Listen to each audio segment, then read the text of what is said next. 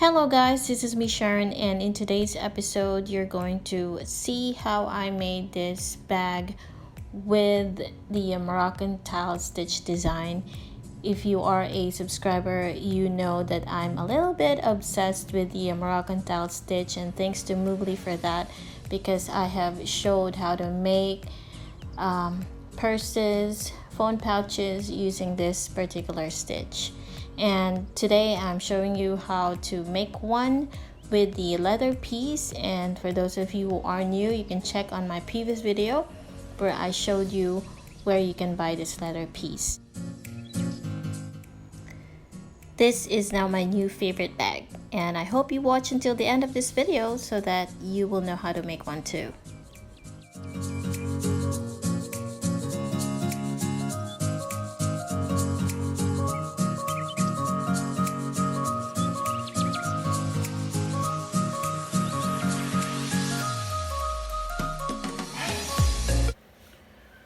So if you have watched my previous video, I showed you the bucket set that I just recently bought online, and this would be the set. This is the top part, the bottom part, the very long strap that go with it. So you can see there's a D-ring on both ends, and that is where you attach the hooks. What we're gonna do now is we're going to make the crocheted part in the middle. I counted the number of holes around, and the total number 61, and I multiplied it by 2. It will be 122. And because we need stitches in multiples of 3, so we're going to work 2 single crochets into every hole. And if we're gonna do that around, it should have 122, but it is not in multiples of 3. So we will add 1 so that the total number would be 123. Into every stitch we're gonna do 2 single crochets, except one stitch that will have 3 single crochets in it, so that by the time that we end working the rounds, we will have a total number of 123 stitches around. So we do this to adjust the number or amount of stitches in total, so that we can have a foundation chain of multiples of 3. So that will be 123. So I hope it makes sense.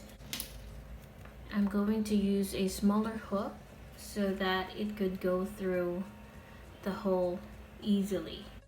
I'm going to start by working a slip knot, and then after that insert into the first hole,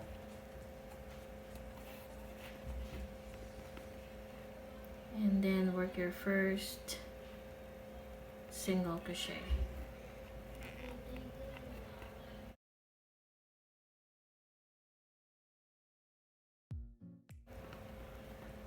And then we're gonna make 2 more. 1, 2. So now we have 3 single crochets. So we don't have to worry, because at the end of this round we're gonna have a total number of 123 stitches, which is in multiples of 3.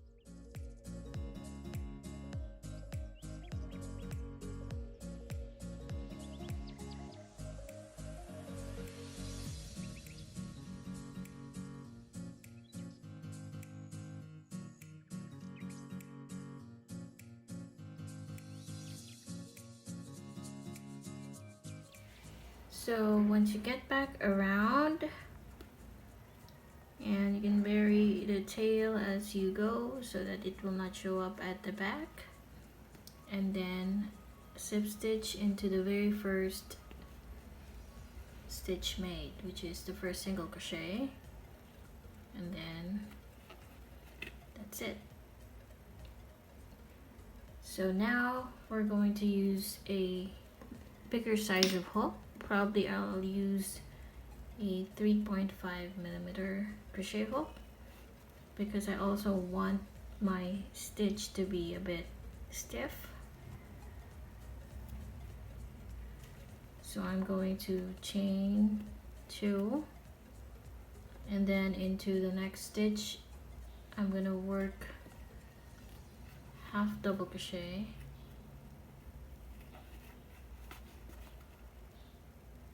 and I'm gonna do that into every stitch around, making sure that I will have 123 stitches around, so it will still be in multiples of 3. And then after that, that's when we're gonna work the V stitches to start with the Moroccan tile stitch design.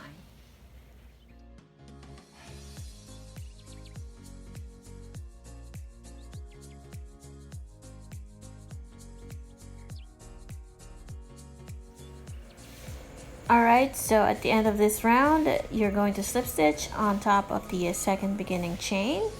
And now we are ready to start the next round. So we're going to chain 3, which counts as 1 double crochet, chain 1 for the chain space, 1 double crochet into the same stitch as the chain 3, and then we're going to skip 2 stitches. So make sure that you're skipping 2 stitches. And then on the third, we're going to repeat by working 1 double crochet, chain 1 for the chain space,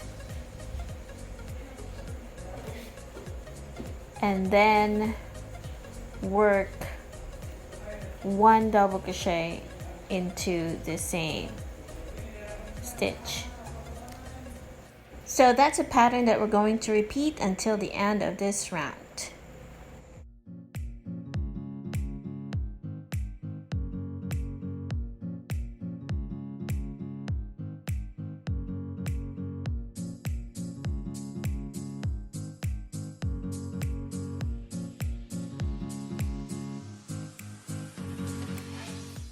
To end the round, you're going to work a slip stitch on top of the third beginning chain. And then you're going to leave a long loop or add a stitch marker because we will set that aside. Make sure that it stays on the front, and we're going to use a different color this time.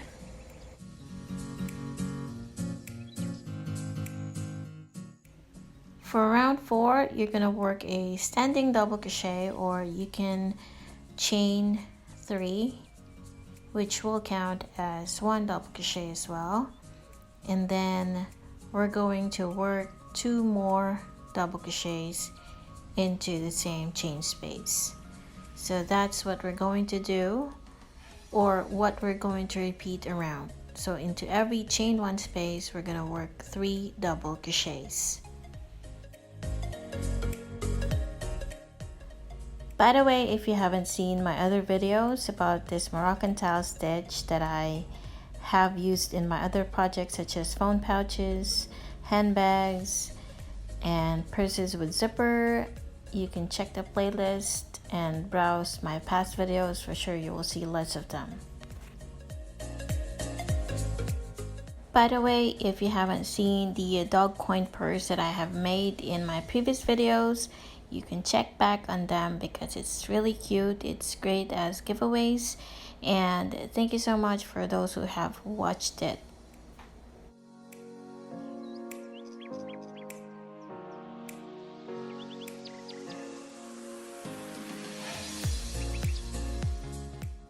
To end the round, you're going to work a slip stitch on top of the very first double crochet. Just make sure that the collar A yarn does not get in the way and it always stays on front. After ending each round, you're going to leave a long loop or add a stitch marker so that it will be easier for you to get back and work again with the stitch. So I'm going to get back to color A yarn, which is the main color, and then I'm going to start working the V-stitch. I will start with chaining 3, which counts as 1 double crochet, chain 1 for the chain space, and into the same space as where I added the chain 4, I'm going to work my double crochet and make sure that the color B yarn stays at the back and it doesn't get in the way as well. This is what it looks like at the back, and this loop is right there, and then work V stitches in between those group of 3 double crochets and in between V stitches of the previous round. So that's what we're going to do, and we're going to repeat that into every second of the round.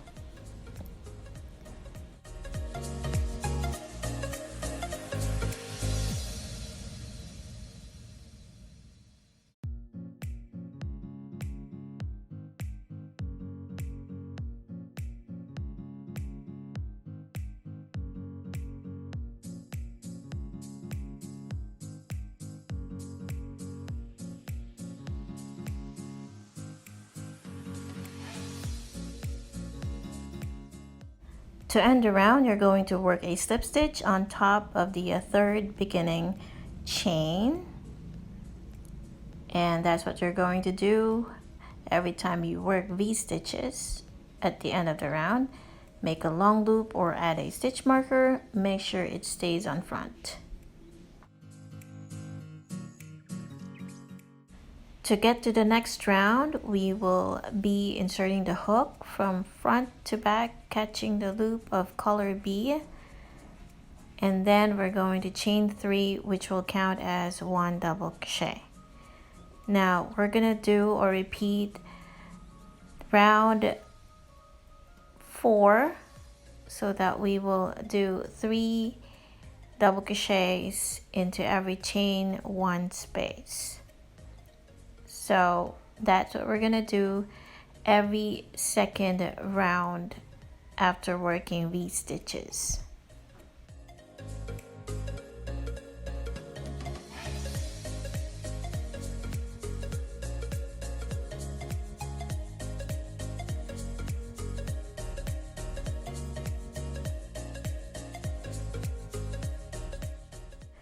So from here on, you're going to repeat those 2 rounds alternately until you get the height that you want for this bag.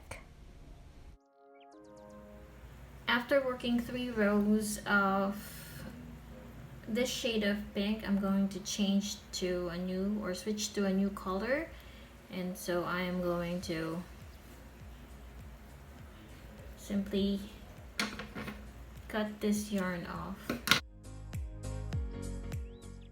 Say if you want to change colors after working with 3 layers of the same shade, then I suggest that you, after you slip stitch, work a chain 1, then fasten off. So in here I forgot to do that, so that's what I did now. And then we're now going to start off with the new shade of pink, which is 1 shade lighter than the other one that I started with.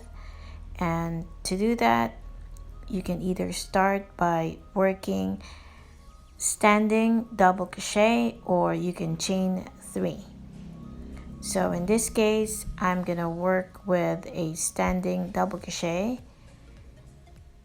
and then I'm gonna work my first double crochet into the chain 1 space and add 2 more double crochets so that I will have 3 double crochets into every chain space around. So if you're going to change the color every second round with color B, I suggest that you slip stitch, chain 1, then fasten off. And then in the next clip, I'm going to show you the last round that I'm going to make.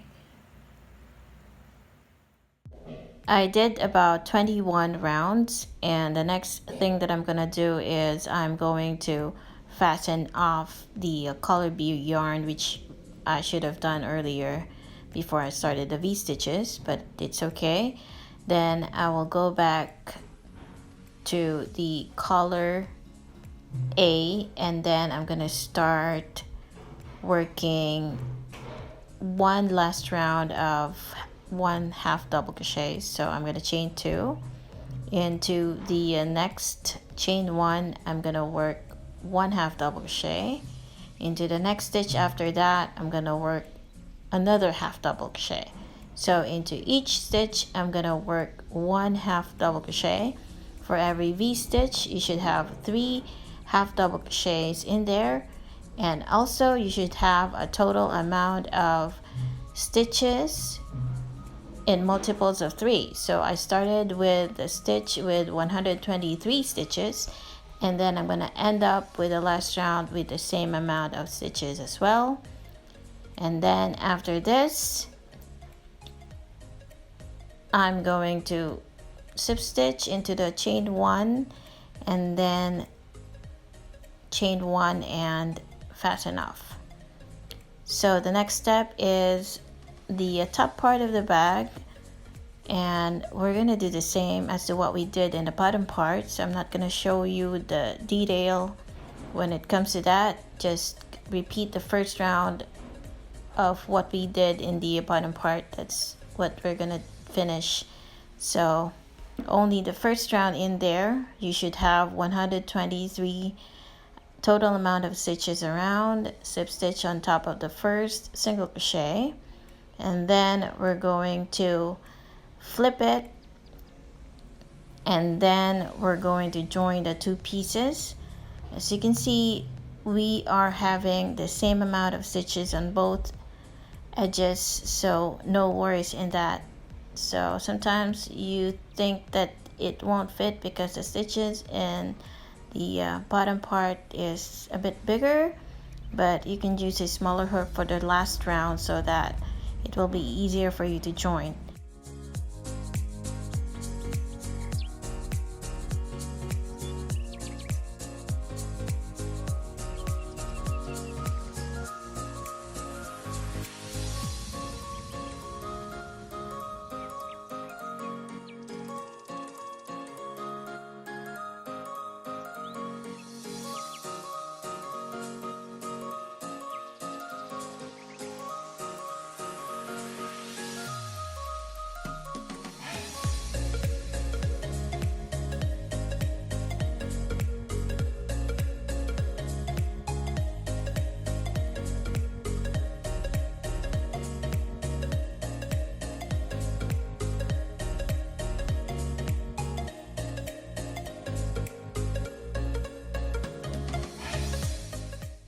Once you get back around, work a slip stitch, chain 1, then fasten off and weave in all the ends. And this is what it looks like after weaving in all the ends. It looks very nice, although it doesn't have the lining yet, which I will maybe do in my separate video. For now, I am happy that I finished this one. The stitch goes well with the leather piece, and I'm planning to make 2 more designs for the 2 bucket sets that I have.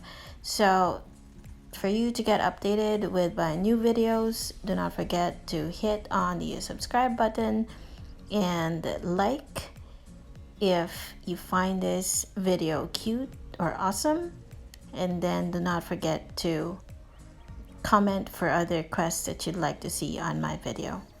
I would like to thank all my subscribers for the support that you're giving, and for my new subscribers, welcome to my channel. Have a good day.